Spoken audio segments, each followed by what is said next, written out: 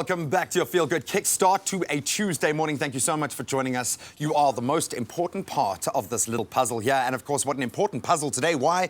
Because it's all about men and vital men's health issues. So starting today, millions of men across the globe are going to be sporting beautiful moustaches. I've been growing mine in just a little bit, all right? But it in no way compares to Captain Kai Linder, who, I don't know where that came from. I'm sure I saw you over the weekend and you were clean, dude. And South African actor Sabantu Nkwayi, welcome, my brother. Good. I know that the pressures of acting they surely don't allow you to get much facial hair going. But guys, thank you so much for standing up for men's rights. And you and I, Kai, have discussed some rather terrifying statistics.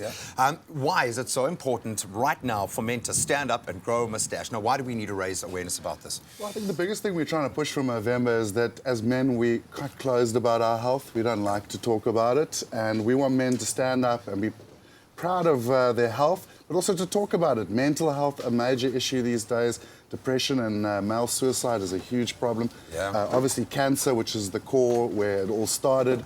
And by growing your mo, you raise awareness for men's health, you raise funds for some really needful research, and also obviously to assist a lot of people who are struggling with cancer and other life-threatening diseases. And I think there's also something behind that message of everyone standing up together. You think of the traction that Movember's got, and we couldn't have hoped for a better campaign.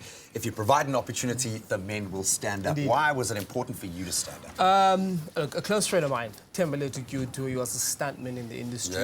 He passed on about 4 years ago at the age of 28. Too young, man. He had liver cancer. And for him, he was fine. He always told himself he was healthy. I'm healthy, I'm young, I'm good. And then eventually the doctor gave him 2 months to live.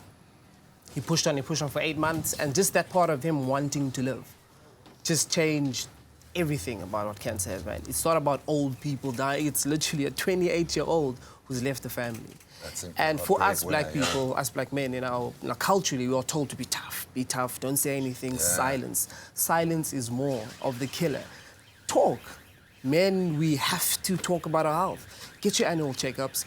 Keep pushing. I mean, he died at 28. I don't know. It's heartbreaking to know, and that story is obviously a story that we hear right across the globe, and I love the fact that the theme this year is Stop Men from Dying Too Young. I absolutely love it. So we've got some very fine gentlemen joining us this morning. I'm going to start closest to us. Francois Fenter, the Jarvis Properties Director. Thank you so much for joining us this morning.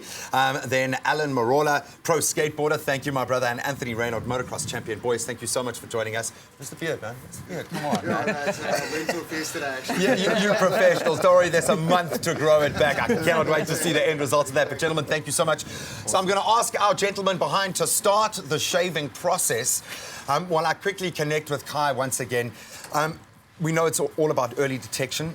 What should we be doing as men, as young men, as men who are approaching that very specific age?